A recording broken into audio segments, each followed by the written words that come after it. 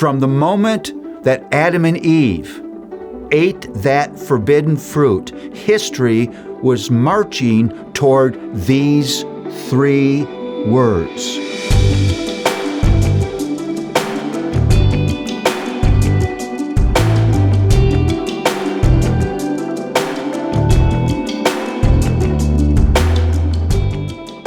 This is John 19, verse 30.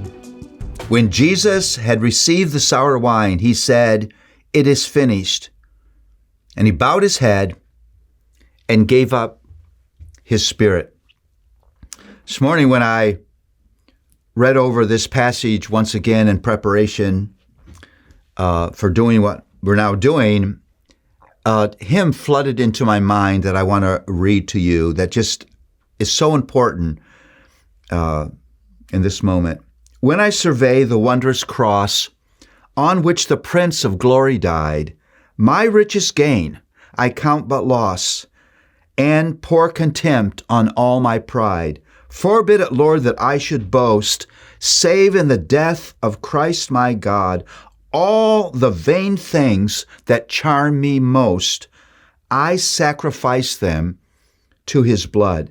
See from his head, his hands, his feet, sorrow and love flow mingled down. Did e'er such love and sorrow meet, or thorns compose so rich a crown? Were the whole realm of nature mine, that were a present far too small. Love so amazing, so divine, demands my soul, my life, my all.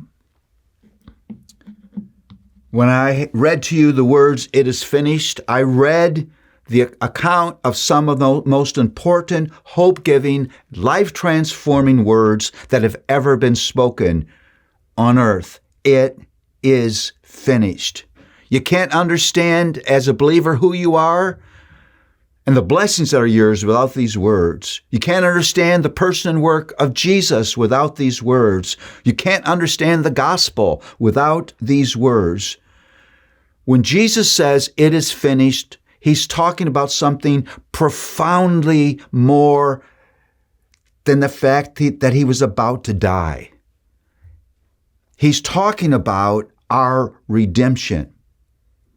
From the moment that Adam and Eve ate that forbidden fruit, history was marching toward these three words.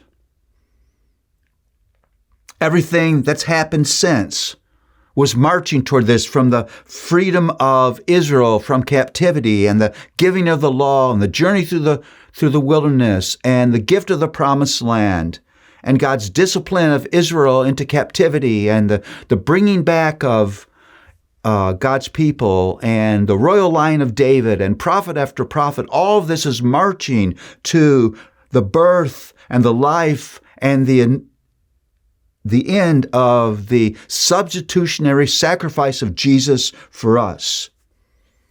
He's hanging on the cross, and he wants us to know, and John has recorded it so that we would remember everything that was needed to be done to provide our eternal salvation, our justification, our reconciliation to God had been accomplished. Nothing more needed to be added. Jesus had lived a perfectly righteous life all the time and in every way. He had resisted Satan in every form of temptation. He had revealed the glory of the Father. He had called his disciples to carry on his work.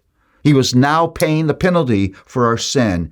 Everything needed for our redemption had been accomplished. He could look at his life and say, "I've done it. It's done. It's accomplished.